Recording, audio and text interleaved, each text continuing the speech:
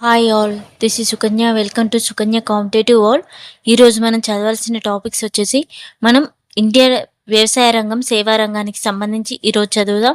ఇందులో వచ్చేసి మనకి సబ్ టాపిక్స్ భారతదేశంలో పరిశ్రమల వృద్ధి మరియు నిర్మాణం, జాతీయ ఆదాయానికి సహకారం, పారిశ్రామిక విధానాలు. ఇదైతే ఇంపార్టెంట్. మనకి పారిశ్రామిక విధానాలు 1948 నుండి స్టార్ట్ అవ్వడం జరుగుతుంది.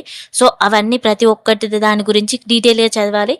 భారీ పరిశ్రమలు, ఎంఎస్ఎంఈలు, పారిశ్రామిక విత్తం, జాతీయ ఆదాయానికి సేవల రంగం సహకారం, సేవల రంగం ప్రాముఖ్యత, భారతదేశంలోని సేవల రంగం యొక్క ఉపరంగాలు, ఆర్థిక మౌలిక సదుపాయాలు, భారతదేశ విదేశీ వాణిజ్యం. ఈ టాపిక్స్ టోటల్ ఈరోజు కంప్లీట్ చేయడానికి ట్రై చేద్దాం. ఒకవేళ కంప్లీట్ కాకపోతే నెక్స్ట్ డే కూడా ఇదే టాపిక్ రివైజ్ చేద్దాం. సో ఇక్కడ ఈ కంటెంట్ ఎక్కువ ఉంటుంది చదవడానికి. సో మనం డీటెయిల్గా చదివితేనే, మనకి కాన్సెప్ట్ నేర్చుకుంటేనే మనం ఆన్సర్ చేయవచ్చు. సో ఫస్ట్ కాన్సెప్ట్ వైజ్ నేర్చుకోవడానికి ట్రై చేద్దాం. నెక్స్ట్ పాలిటీలో వచ్చేసి మనకి ప్రాథమిక హక్కులు, ఆదేశ సూత్రాలు, ప్రాథమిక విధులు నిన్న చదివేశాం కదా. ఈరోజు వచ్చేసి భారతదేశ సమాఖ్య యొక్క విలక్షణమైన లక్షణాలు, కేంద్ర రాష్ట్రాల మధ్య శాసన, ఆర్థిక మరియు పరిపాలనా సంబంధాలు, అధికారాల పంపిణీ.